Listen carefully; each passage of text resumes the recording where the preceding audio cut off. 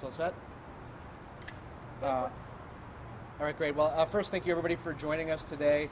I specifically want to thank Aurora for making the space available. I am Josh Call. I'm joined today by Inspector Brian Barco from the Milwaukee County Sheriff's Office, Vice President of Well Community, Shireen Horn, from Aurora Healing and Advocacy Services, and Wisconsin DOJ's Forensic Nursing Coordinator, Susie Knack. And you're going to hear from each of us, and then I will open it up for questions, first on topic, and then I will take off-topic questions after that. So we are here today to talk about the recent launch of Wisconsin's sexual assault kit tracking system. Now, as a lot of you know, Wisconsin identified a backlog of thousands of untested sexual assault kits. It was a lengthy process, but 6 to 8 years ago that process really began. Through the review of those kits and the testing of kits, the testing of the backlog has been completed. The Wisconsin Department of Justice has reviewed every case in which there was DNA from somebody other than the victim identified through that process, and in each of those cases, a review was conducted that has led to investigations and in some cases prosecutions. In southeastern Wisconsin, one person's DNA matched to multiple kits.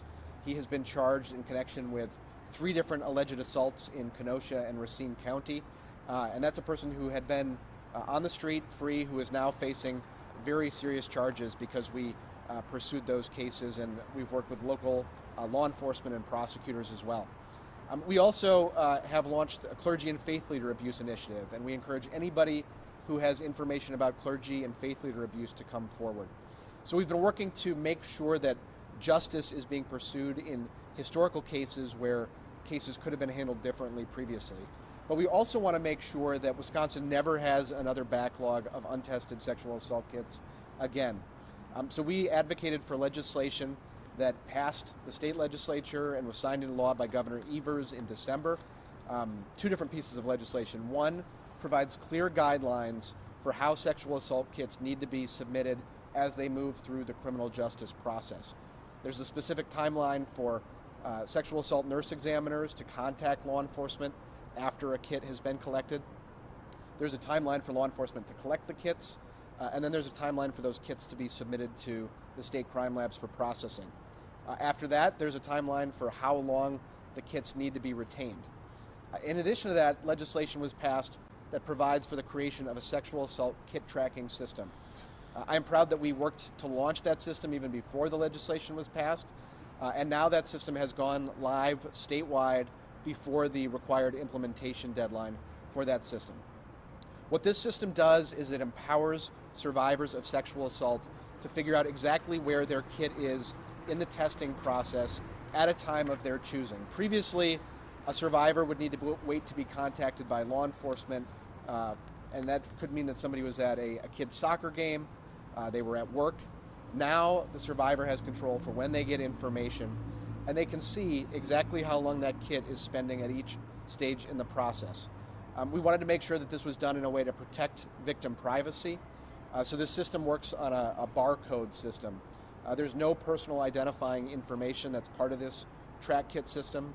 So using a barcode, a survivor or a victim advocate working with a survivor or law enforcement or the crime labs can go online, find out exactly where the kit is in the testing process, and if there is an issue, they can contact the relevant agency and make sure that the issue is addressed. This is part of our broader effort to strengthen Wisconsin's response to sexual assault. I'm really proud of the progress that we're making, and we're going to continue working to make progress on this issue. And the message I hope that survivors across the state of Wisconsin are hearing from this is that we stand with survivors and that we are committed to working to bring the perpetrators to justice so we get justice for survivors, and that people who have committed a dangerous, violent offense are being held accountable. So with that, let me turn it over to Inspector Barco. Thank you, Attorney General Call. I am Milwaukee County Sheriff's Inspector Brian Barco, here today representing Sheriff Rennell Lucas. Milwaukee County Sheriff's Office is proud to support the Wisconsin Sexual Assault Kit Initiative.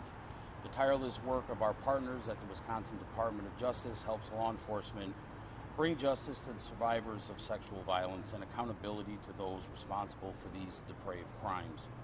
The announcement of the track kit tracking system is yet another step forward for this critical effort. When we talk about achieving justice in cases of sexual violence, that means ensuring that not only the outcome of the case, but also the process that leads there upholds the right and dignity of survivors.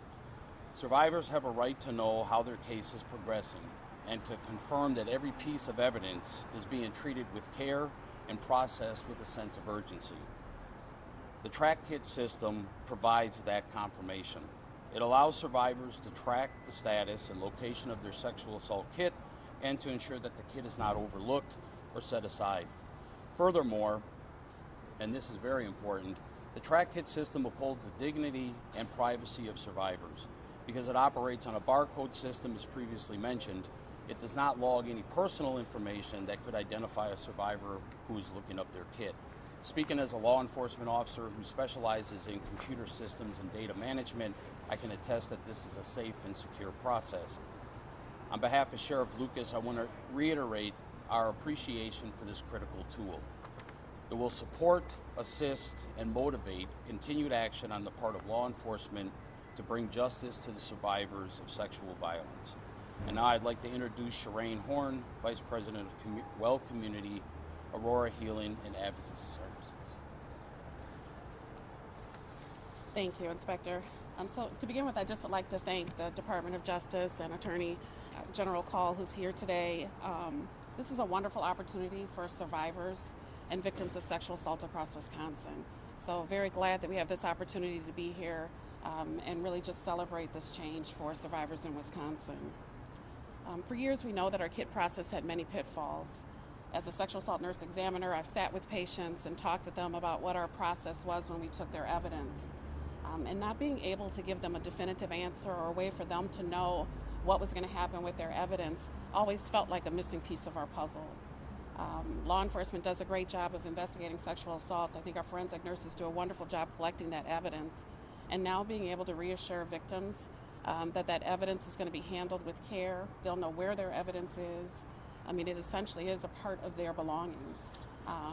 So this new process, I'm very grateful for us to have and to be able to support survivors as they move forward in their journey. I'm also thankful that Sheboygan was one of the pilot sites. We've already seen what a difference it makes to be able to tell individuals about where their property is, where their evidence is, and what's happening with their case. So again, I just want to reiterate the importance of this to victims of violence. We believe that having a trauma-informed care approach to sexual assault victims is important. This is another huge step towards that. So we're looking forward to expanding the work that we're doing around sexual assault and kit tracking at all of our sites. And I just want to say thank you for this opportunity. And I want to allow Susie Knapp, Forensic Nursing Coordinator for the Department of Justice, to speak. Thank you, Shireen. Good morning. My name is Susan Kanak. I'm the Forensic Nursing Coordinator at the Wisconsin Department of Justice and a practicing sexual assault nurse examiner in the city of Milwaukee and surrounding communities. And I appreciate the opportunity to speak to you today. Just last week, Wisconsin's track kit system was launched statewide. This was the result of countless hours of work spanning over a year by dedicated colleagues of mine as we worked to implement a system that embodies why we work in this field in the first place, which is to make a difference. This entailed partnering and bridging systems with our law enforcement colleagues, analysts at the crime lab, and every hospital, healthcare facility, and clinic that sees victims of sexual assault to ensure that this new system not only works for survivors, but works for those of us who walk alongside these patients on their journey. And I can tell you that every step of the way, the survivor is always the center of what we do and why we do it.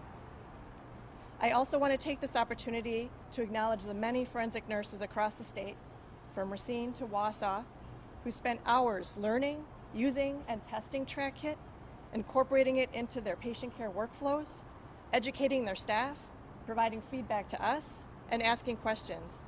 This due diligence is why track kit is easy to use and seamless to implement, and for that, I thank them. Forensic nurses are a unique breed. Quite often, we are doing this work in addition to regular full-time jobs. Forensic nursing is often a second or third job for many.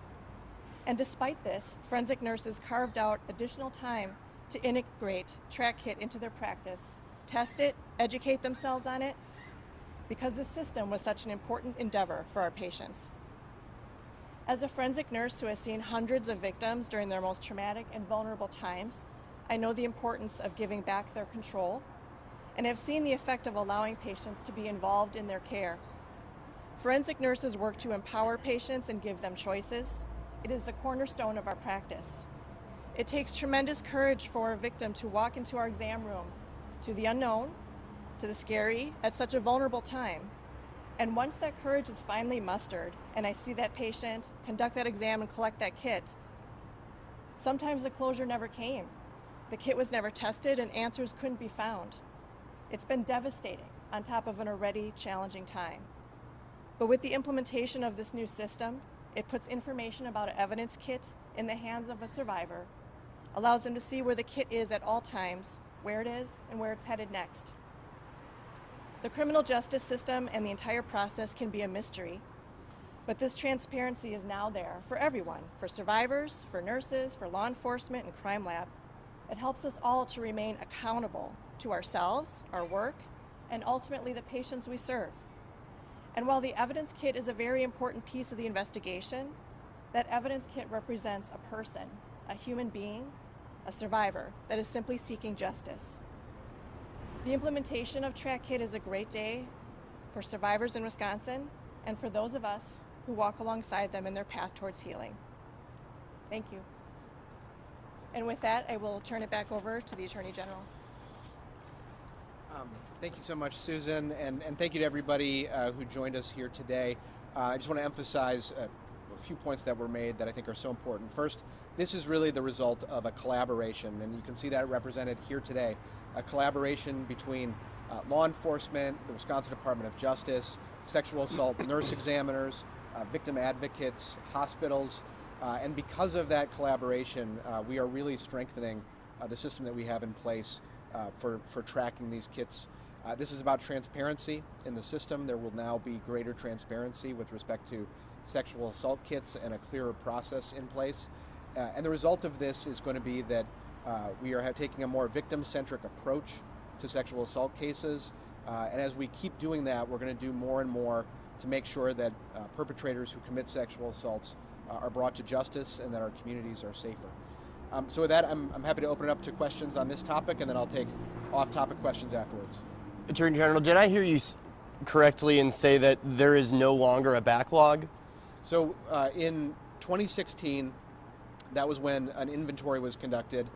That inventory went, I forget the exact year that it went through, but it covered kits up through a certain point in time.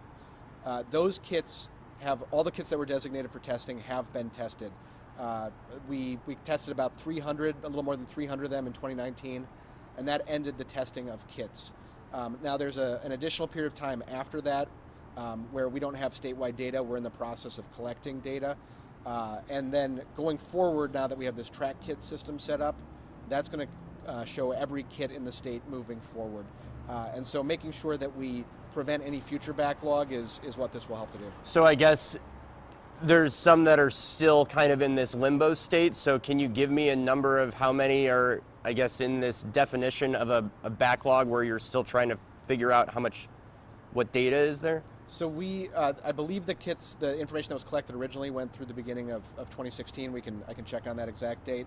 But there was no statewide tracking system because kits are kept in hospitals or law enforcement evidence locker rooms. Our guidance to law enforcement around the state has been to submit every kit.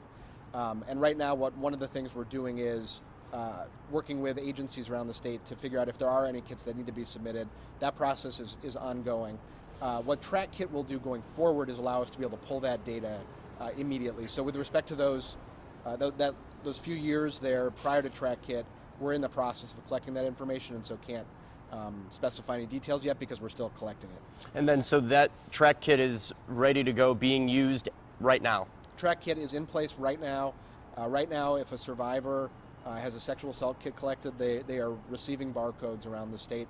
So far, the feedback we've gotten has been encouraging. It's very new, of course, but so far the implementation has gone smoothly. Do you have any idea how many people have used it? Have you had any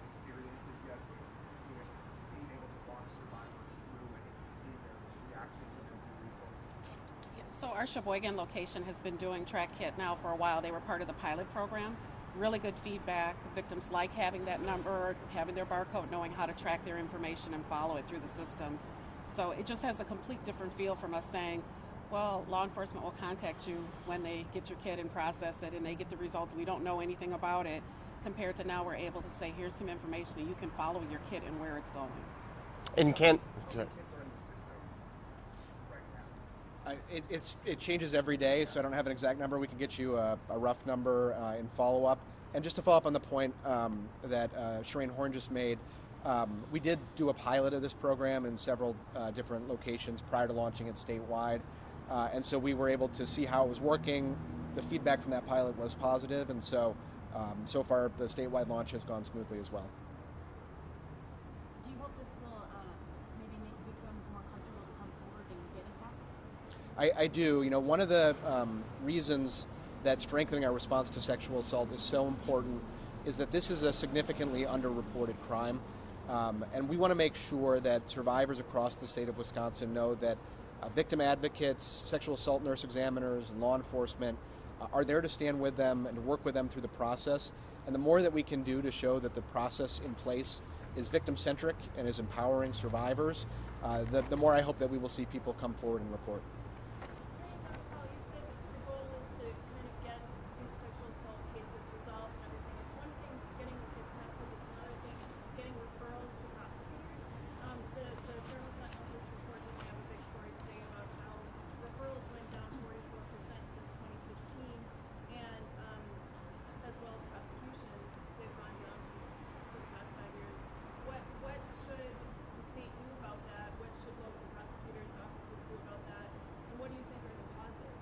Yeah, I saw the reporting today. We have not had a chance to dig into those numbers yet.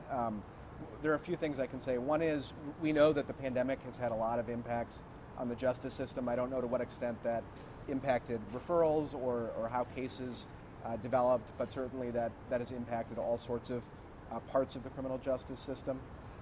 What we need to do, though, I think, is make sure that we are showing that Wisconsin takes sexual assault seriously. It is a serious violent crime, and it needs to be a priority. And in the last few years, we've taken a number of steps that I think reflects that. We, as I mentioned before, two critical pieces of legislation were passed. We've now launched the sexual assault kit tracking system. We're also right now in the process of conducting trainings around the state for prosecutors. We've got some very experienced sexual assault prosecutors and victim advocates who are providing training to make sure that prosecutors around the state know some of the best practices for the prosecution of sexual assault cases. And then continuing to work with DA's offices, whether it's on training or by providing support. I think all of those steps are key. And I think the more that we continue to do that, the more we're going to see people report, and the more cases we'll see prosecuted, and the more convictions that will result. I'm in the middle of a press conference right now. Well, Okay, yes, one of the things is this is a collaborative effort, as you've heard, and making sure that every kit is submitted under the law is critical. You know, there was this backlog, and there was a lot of coverage of that. You know, that I can only imagine the conversations that advocates had with people when they learned about that backlog or the lack of transparency in the process. And so by being clear that we are ensuring that every kit is tested, that there's a review, that we are going back to cases historically, whether it was sexual assault kits that weren't tested or clergy and faith leader abuse cases that weren't reported. We are taking a number of steps both at Wisconsin DOJ and in the state as a whole to make clear that these cases are a priority and are going to continue to be a priority. And we're working hand in hand with law enforcement, with victim advocates, and with sexual assault nurse examiners to do that. If you could maybe speak to just the survivor side of this, of maybe just again, this type of reassurance. Obviously, this is a new program. There's going to be some skepticism, whether it's from survivors or just the general public because of knowing the history of this. Yeah. Do you think that this gives some optimism for those that you are dealing with in their most dire moments? Absolutely, and I think the forensic nurses that I work with, we're all going to be saying that same message to victims that, you know, with this new process, it is a different level of transparency. So you know from The moment that information is collected, that kid is collected from you, where your kid is and what to expect, versus that unknown, where we would have people calling us 2 weeks after their assault saying, where is my kid? And we're like, well, I don't know. So I think being able to share with them the changes, and that the state of Wisconsin is taking sexual assault serious, and that we want people prosecuted. We don't want assailants of sexual violence walking around in our community. And this is one more step towards holding those perpetrators accountable. And how does that continue with aftercare? Because these survivors need help going forward, and you are there providing that care for them. Absolutely. So we see patients from the moment of their assault all the way through their healing journey. So we provide advocacy, we have a hotline, and we also have a long-term counseling program that's available to victims of violence. So if individuals need long-term support and help, we're there for them. We also see people years after they've been sexually assaulted, where they've never told anyone, but now they're seeking that counseling to move forward in their lives. We're able to provide those services as well.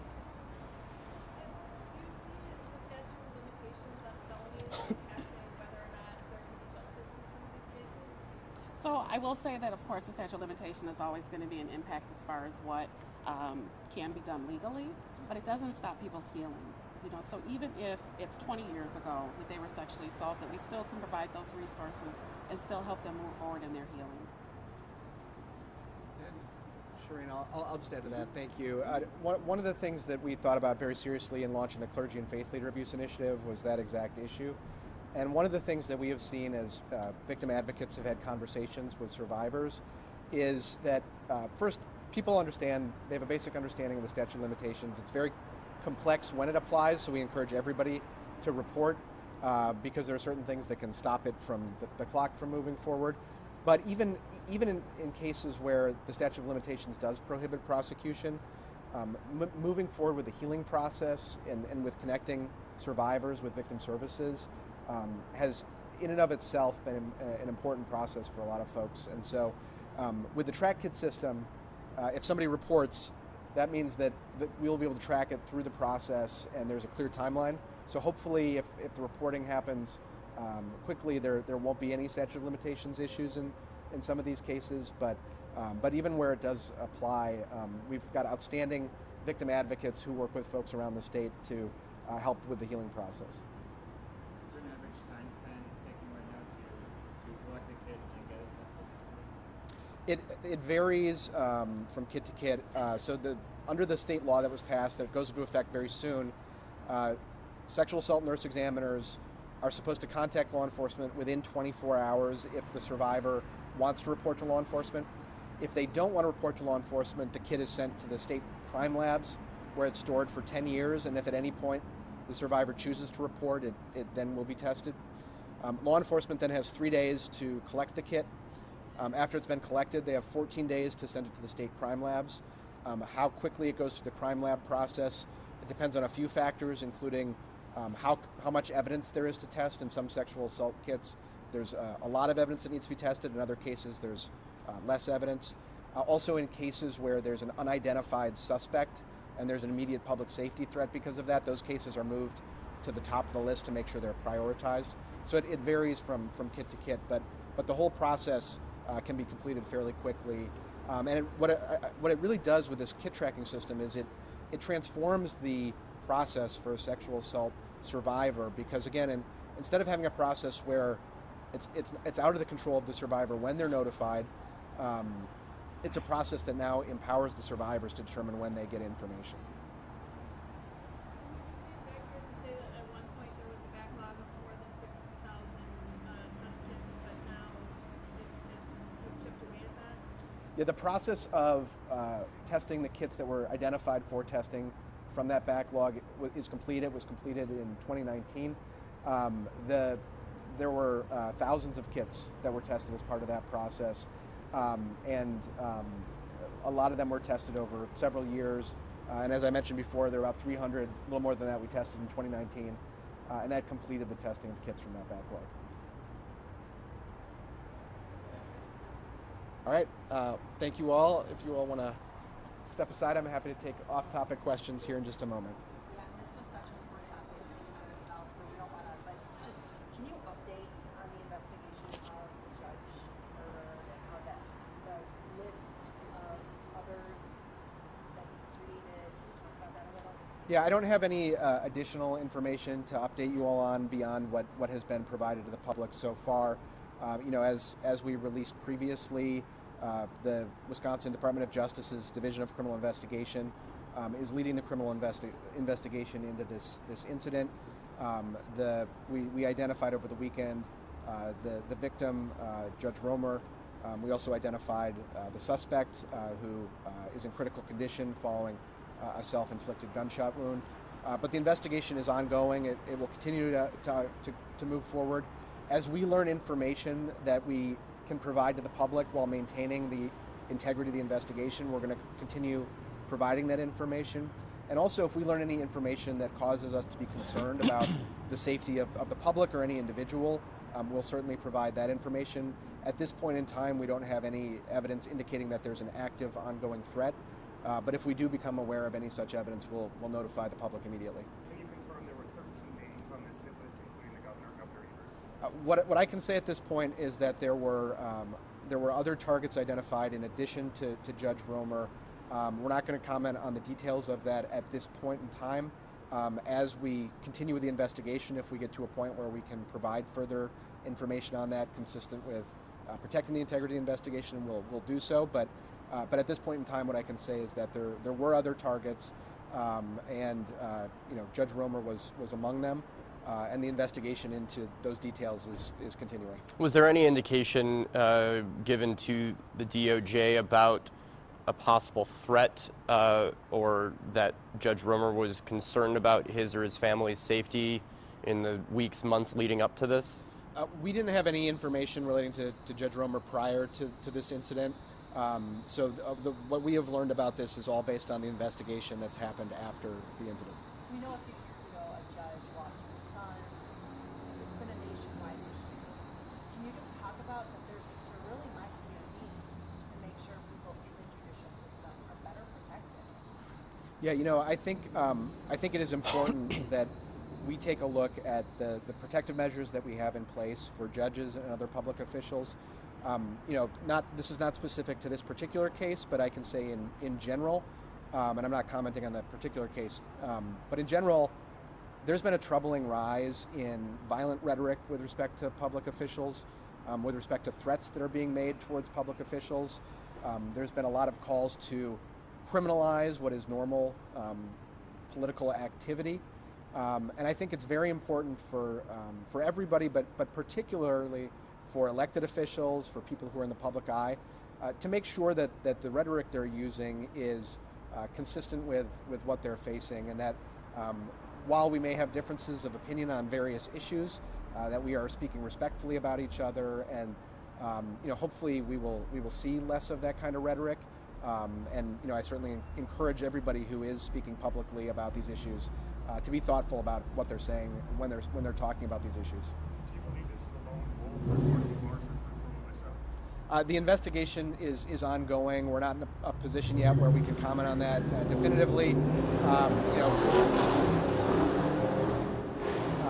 As the investigation unfolds, if we find information that's relevant to those issues, we'll certainly continue updating the public. But what I can say is that we do not believe that there's currently an active, ongoing threat related to this incident. Based on the White supremacist ties or right-wing militia ties, anything that you know about that? We're not commenting on any sort of ties that the individual may have had. What I can say is that he appears to have targeted multiple people, including Judge Romer. I mentioned before that this act appears to have been related to the judicial process, and I know that there's been some reporting on the fact that Judge Romer had sentenced him previously, but the investigation into those issues is ongoing. Did you see anything about where the suspects got his gun? Again, the investigation on a variety of issues is ongoing, and so if we get to a point where we can provide that sort of information consistent with the integrity of the investigation, we will, but at this point, that the investigation is ongoing there. It appears to have targeted. Is there evidence he went beyond just this list itself with any other public officials in terms of planning or execution? What I can say is that there appear to be other people beyond Judge Romer who was targeted. We notified everybody who we had reason to believe may have been a target we believe that those individuals are not in any active danger, nor do we think there's any general danger to the public related to this. That's what we can say at this point. What's the current state of the suspect? Is he able to talk? Is he cooperating? He is in critical condition. That's the only update I have on his health right now. Is he cooperating? All I can say is that he's in critical condition and the investigation's ongoing. And there were Wisconsin people involved in the plotting against Michigan Governor Gretchen Whitmer. What about white supremacy in Wisconsin? Is that something you're following at the DOJ? What can you say about that? Have you seen higher numbers in recent years? What is your take on that? Yeah, well, first I want to be clear to separate this particular investigation from the general points. This particular investigation, I'm not going to comment on any potential ties. As a general matter, we have seen a rise in domestic extremism. We've heard that from the director of the FBI, and I know that this is a priority area for the U.S. Department of Justice on enforcement issues. The Wisconsin Department of Justice works closely with federal agencies as well as local law enforcement to investigate any type of crime, of course. But if there is any indication of potential violence that would be committed, whether it's motivated by political ideology or any other reason, we work closely with law enforcement partners. We also run the Wisconsin Statewide Intelligence Center, which works to identify potential threats to the public. And again, if we do identify threats, they're followed up on, and if we become aware of any specific threat that we believe is cause for concern, we would provide the notice either to the relevant people or to the public in that area. So, domestic extremism is definitely an issue, and it's one where we work with other law enforcement partners. If and when the individual that's in critical condition, if he improves to the point that maybe charges would be recommended and filed, would those charges be filed by the DOJ, or would that be the local district attorney? Yeah, we're at this point we're focused on the investigation. That's as much as I'll comment on at this point. And so the investigation is ongoing. As I said, the subject is in critical condition right now. But if we get to a point where we will be addressing those issues, we'll certainly be in contact with folks about that. I no comment on anything beyond the investigation and the information we've provided so far. And and as you all know, the reason we are careful about what information we're providing is that it's critical that we protect the integrity of the investigation. And so we'll continue providing information to the extent that we can, but no further update beyond that. Just saying the details of this case and you being in government yourself, what was your reaction to hearing about this?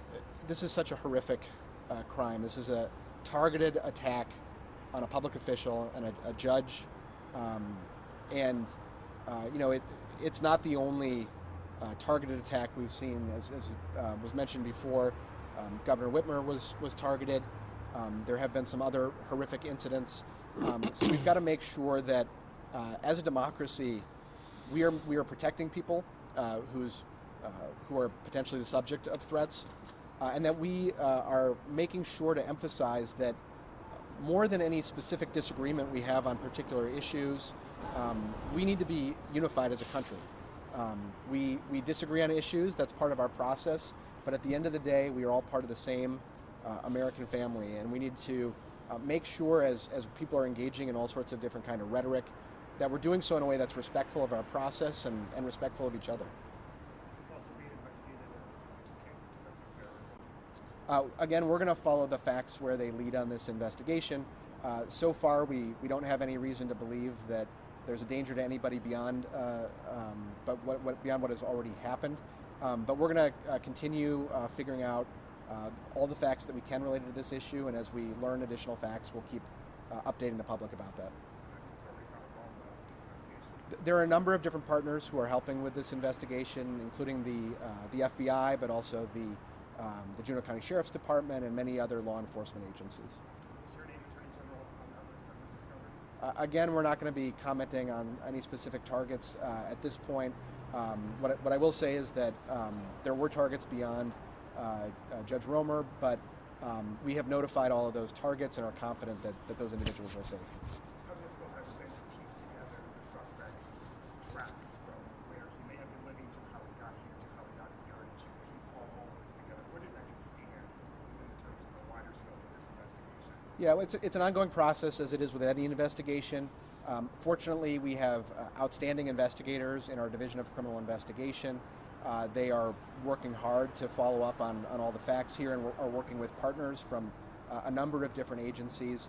I'm confident that the investigation has been moving forward swiftly and will continue to move forward swiftly.